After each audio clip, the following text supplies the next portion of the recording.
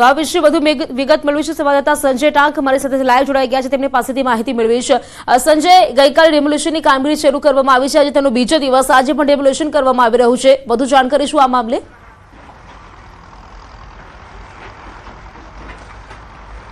બિલકુલ પ્રીતિજી, અમદાવાદમાં મિની બાંગ્લાદેશ તરીકે ઓળખાતો જે ચંડોળા તળાવ વિસ્તાર છે કે જ્યાં ગઈકાલે પોલીસ દ્વારા જે છે તે અમદાવાદ મ્યુનિસિપલ કોર્પોરેશનને સાથે રાખી અને જે પણ બાંગ્લાદેશથી જે ઘૂસણખોરી કરીને જે અમદાવાદ આવીને વસતા હોય તેવા ગેરકાયદેસર રીતે અહીંયા જે વસવાટ કરતા બાંગ્લાદેશીઓ અને તેઓના જે રહેણાંક વિસ્તાર હોય કે તેમના કોમર્શિયલ બાંધકામ જે ગેરકાયદેસર બનાવેલા હોય તો તેને તોડી પાડવા માટે ઓપરેશન ક્લીન જે હાથ ધરવામાં આવ્યો હતો અને આજે આ ઓપરેશન ક્લીનનો બીજો દિવસ છે। હું સીધા દ્રશ્ય આપને બતાવીશ કે આજે ફરી એકવાર આ જે ડિમોલિશનની કામગીરી શરૂ કરવામાં આવી છે। થોડા સમય પહેલાં જ આ કામગીરી જે છે તે શરૂ કરવામાં આવી છે। ગઈકાલે જે પ્રકારે 1500 જેટલા અહીંયા બાંધકામો જે થઈ ગયેલા છે એ તોડી પાડવા માટે જે કામગીરી શરૂ કરવામાં આવી હતી અને 74 જેટલા જેસીબી મશીન જે છે સાથે સાથે 2000થી પણ વધુ પોલીસ જવાનો છે, એસઆરપીની અલગ અલગ ટુકડીઓ છે, સાથે સાથે કોર્પોરેશનના 1800થી પણ વધુ કર્મચારીઓ છે તેને જે છે તે કામે લગાડવામાં આવ્યા હતા અને લો એન્ડ ઓર્ડરની જે સિચ્યુએશન જે છે તે યથાવત રહે અને કોઈ પણ પ્રકારના અનિચ્છનીય ઘટના ન બને તેને લઈને પોલીસના જવાનો જે છે તે સતત જે છે તે અહીંયા તૈનાત રાખવામાં આવ્યા છે અને હાલ આ ડિમોલિશનની કામગીરી આજે ફરી એકવાર શરૂ કરવામાં આવી છે અને આજે પણ આ ડિમોલિશનની કામગીરી જે દિવસભર જે છે તે ચાલુ રહેવાની છે। જે પ્રીતિ, સંજય, એ પણ સામે આવ્યું છે કે જે તપાસ કરવામાં આવી તેમાં સામે આવ્યું છે કે એ ખુલાસો એવો થયો છે કે ત્યાંના જે લોકો ત્યાં રહેતા તે લોકો બાંગ્લાદેશી આતંકવાદીઓના સંપર્કમાં આવ્યા, તેઓ પણ કેટલા ખુલાસા કરવામાં આવ્યા છે, કેટલી ગેરકાયદે પ્રવૃત્તિઓ ચાલતી હતી, દેહ વેપાર ચાલતો હતો, આ તમામ પ્રકારના જે ખુલાસા છે તે પોલીસ દ્વારા કરવામાં આવ્યા છે। સંજય,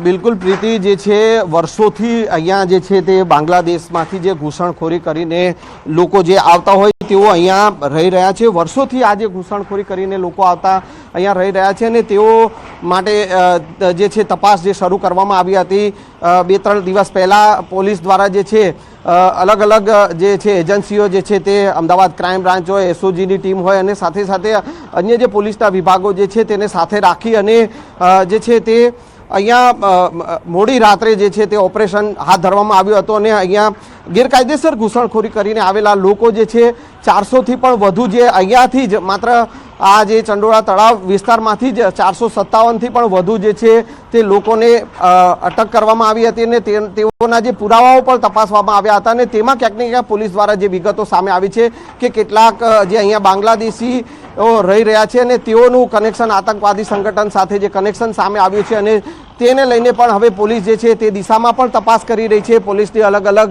એજન્સીઓ જે છે તે પણ આ સમગ્ર મામલે તપાસ કરી રહી છે। સાથે સાથે જે અહીંયા ચાલતી ગેરકાયદેસર પ્રવૃત્તિઓની જો વાત કરવામાં આવે તો અહીંયા જે લલ્લુ બિહારી જે છે કે તેનું અહીંયા સામ્રાજ્ય હતું તેને તોડી પાડવામાં આવ્યું છે। જે લલ્લુ બિહારી દ્વારા જે તેને ફાર્મ હાઉસ અહીંયા બનાવી દીધું હતું, સાથે સાથે અહીંયા જે ઇલીગલ કન્સ્ટ્રક્શન જે કરી અને અહીંયા જે પણ ઘૂસણખોરી કરીને લોકો આવતા હોય તો તેઓને અહીંયા આશરો જે આપવામાં આવતો હતો અને એ નિસ્તે નાબૂદ કરવામાં આવ્યું છે। જે બુલડોઝર જે ફરી રહ્યું છે તંત્રનું અને તેમાં આ જે ગેરકાયદેસર બાંધકામો જે છે તે તોડવાની કામગીરી કરવામાં આવી રહી છે અને જે અહીંયા દેહ વેપારની વાત હોય કે પછી ડ્રગ્સના વેચાણની વાત હોય તેવા અનેક ખુલાસાઓ જે છે તે પોલીસ દ્વારા જે કરવામાં આવ્યા છે। ગેરકાયદેસર જે અહીંયા જે પ્રોપર્ટી જે સરકારી પ્રોપર્ટી જે છે તેને પર બાંધકામ કરીને પણ અહીંયા વેચાણ કરવામાં આવતું હતું તેવા અનેક ગેરકાયદેસર પ્રવૃત્તિઓ જે છે તેના પણ ખુલાસાઓ જે છે તે થયા છે અને હવે આ તમામ જે ચંડોળા તળાવ વિસ્તારને ક્લીન કરવાની જે કામગીરી કરવામાં આવી રહી છે અને આ ઓપરેશન ક્લીનનો આજે બીજો દિવસ છે કે જ્યાં અત્યારે પણ આ કામગીરી શરૂ કરવામાં આવી છે અને આજે દિવસ દરમિયાન આ કામગીરી ચાલુ રહેવાની છે। જી સંજય, જે પ્રકારે આપે જણાવ્યું ત્યાં દેહ વેપાર ચાલતો હતો, સાથે જ વાત કરીએ તો ડ્રગ્સનો મુદ્દો પણ ત્યાંથી ત્યાં ડ્રગ્સનું પણ કેટલુંક જે વેચાણ વેપલું થતું હોય તેવું જોવા મળતું હતું। કેટલાક જે આતંકીઓ છે તેઓ ત્યાંના લોકોને ઓળખતા હતા, ત્યાંના જે બાંગ્લાદેશીઓ છે તેમને ઓળખતા હતા, તો ક્યાંક આ તમામ વસ્તુમાં કંઈક ચેઇન પણ હોઈ શકે છે આની પાછળ, કારણ કે ફક્ત એક વ્યક્તિ પાછળ તો આ વસ્તુ થઈ ન શકે। આ વિશે કોઈ તપાસ સામે આવી છે કે કેટલા લોકો આમાં સંકળાયેલા હતા તે વિશે શું સામે આવ્યું છે? પ્રીતિ જે છે જે પ્રકારે અનેક ખુલાસા જે પોલીસ દ્વારા જે કરવામાં આવ્યા છે કે જેમાં અહીંયા જે ગેરકાયદેસર પ્રવૃત્તિઓ ચાલતી હતી, આ ગેરકાયદેસર બાંધકામો જે છે જેને અત્યારે અહીંયા તોડી પાડવામાં આવી રહ્યા છે અને એ જ આ ગેરકાયદેસર બાંધકામો જે છે ત્યાં અલગ અલગ જે ગેરકાયદેસર પ્રવૃત્તિઓ ચાલતી હતી, બાંગ્લાદેશથી જે આવતી જે યુવતીઓ જે છે તેઓ અહીંયા દેહ વ્યાપારમાં જે સંકળાયેલી હતી અને તે ની તપાસ પણ કરવામાં આવી રહી છે. સ્વાભાવિક છે કે આ તપાસ ખૂબ જ મોટી છે અને તપાસનો વિષય છે. જી બિલકુલ સંજય, બિલકુલ આભાર આપનું જાણકારી આપવા માટે.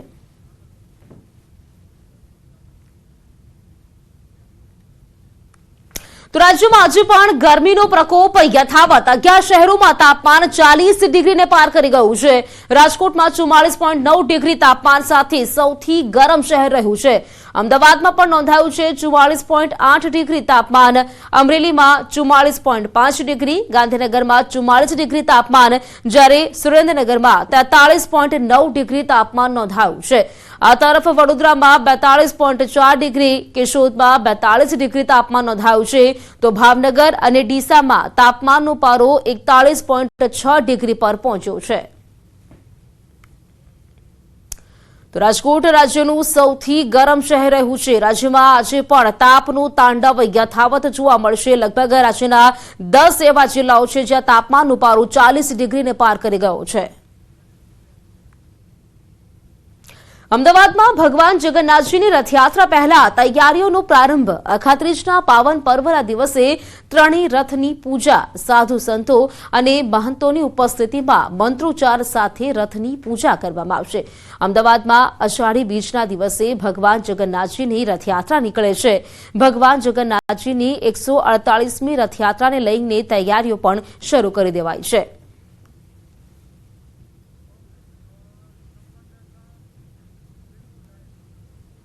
તો આ વિશે વધુ જાણકારી મેળવીશું. મારા સંવાદદાતા વિભુ પટેલ મારી સાથે સીધા જોડાઈ ગયા છે, તેમની પાસેથી માહિતી મેળવીશું. વિભુ, ત્રણેય રથની પૂજા કરવામાં આવી રહી છે, આપ ત્યાં જ ઉપસ્થિત છો, કેવો માહોલ, જાણકારી શું? પ્રીતિ, આજે અખાત્રીજ અને અખાત્રીજના દિવસે રથયાત્રા પહેલાની જે તૈયારીઓ હોય છે તેનું આજે અખાત્રીજના દિવસે વણજોઈ મુહૂર્ત હોય છે. વણજોયા મુહૂર્તમાં આજે ભગવાન જગન્નાથના જે 3 રથ છે તેની પૂજા છે તે કરવામાં આવે છે. ત્યારબાદ આ રથનું સમારકામ કરવામાં આવતું હોય છે. ત્યારબાદ જે ભગવાન જગન્નાથ રથયાત્રાએ નીકળે છે તે પહેલા વિધિ હોય છે, તેની પણ તૈયારીઓ હોય છે કે ભગવાનના વાઘા તૈયાર કરવાના હોય છે, મંદિરમાં પૂજા વિધિની વસ્તુઓ લાવવાની હોય છે, તે તમામ વસ્તુઓ ત્યારબાદ કરવામાં આવે છે. અત્યારે આ ભગવાન જગન્નાથ, બહેન સુભદ્રા અને ભાઈ બલભદ્ર છે, ત્રણેયના રથ છે. ત્રણેયના રથની મંત્રોચ્ચાર સાથે વિધિ કરવામાં આવી રહી છે.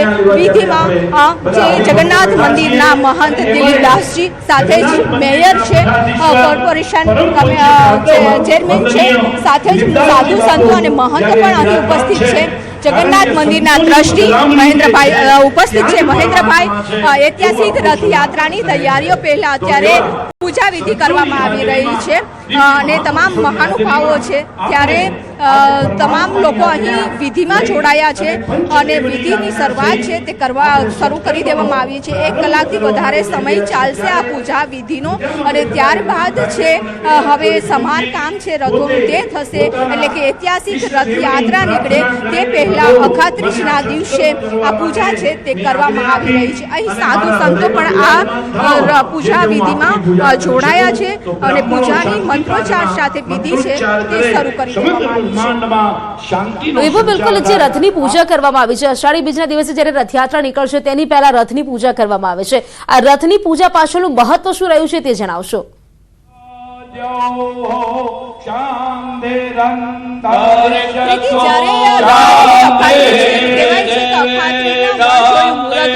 સારું કામ કરવા માટે કોઈ મુહૂર્તની રાહ છે તે જોતા હોય છે, પરંતુ અખાત્રીજનો દિવસ એવો છે કે એ દિવસે જે મુહૂર્ત કરી દેવામાં આવે તો સારું કામ, એટલે કે ભગવાન જગન્નાથ રથયાત્રાએ નીકળતા હોય છે, ભક્તોને દર્શન આપતા હોય છે, તે પહેલાની તૈયારીઓ છે તે 2 મહિના પહેલાથી કરી દેવામાં આવતી હોય છે. આજે અખાત્રીજના દિવસે વિશેષ મહત્વ છે કે આજે સારો દિવસ છે, વણજોયું મુહૂર્ત હોય છે અને આજે રથની પૂજા કરી દેવામાં આવે છે. ત્યારબાદ રથને શણગાર કરવામાં આવે છે. ત્યારબાદ ભગવાન જગન્નાથની જળયાત્રા નીકળે છે. ત્યારબાદ નેત્રોત્સવની વિધિ, એટલે એક પછી એક વિધિની તૈયારીઓ છે તે પણ આવતી હોય છે, એટલે કે આજનો દિવસ ખૂબ જ સારો કહેવાય છે અને સારા દિવસે ભગવાન જગન્નાથની રથયાત્રા પહેલાની જે તૈયારીઓ હોય છે તેનું મુહૂર્ત કરવામાં આવે છે। બિલકુલ વિભુ, રથયાત્રાની શરૂઆત થાય ત્યારે કહી શકાય કે તે શરૂઆતનો પાયો આજના દિવસથી કહી શકાય, કારણ કે રથની પૂજા આજથી કરવામાં આવે છે। આજના દિવસે ખાસ કયા કયા કાર્યક્રમોનું આયોજન મંદિર ખાતે કરવામાં આવ્યું છે?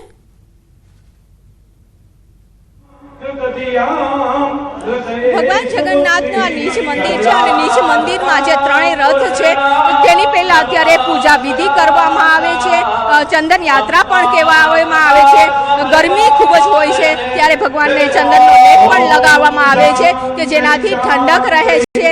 આજે રથની પૂજા વિધિ કરવાનો જ આખો મહિમા છે તે રાખવામાં આવ્યો છે કે રથયાત્રા પહેલા ત્રણેય રથની એકદમ પૂજા કરી દેવામાં આવે છે, તમામ સામગ્રી લાવી દેવામાં આવી છે, મંત્રોચ્ચારની અત્યારે વિધિ છે તે ચાલી રહી છે। ત્યારબાદ જે ત્રણેય રથો છે તેની પણ આરતી ઉતારવામાં આવશે, મંદિરમાં પણ આરતી થશે।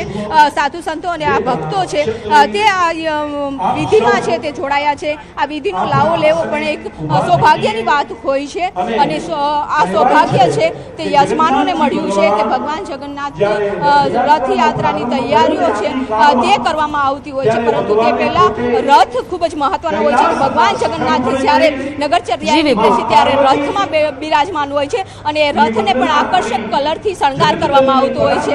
અત્યારે આ વિધિમાં તમામ લોકો જોડાયા છે। બિલકુલ વિભુ, આભાર આપનો અમારી સાથે જોડાવા માટે, માહિતી આપવા માટે।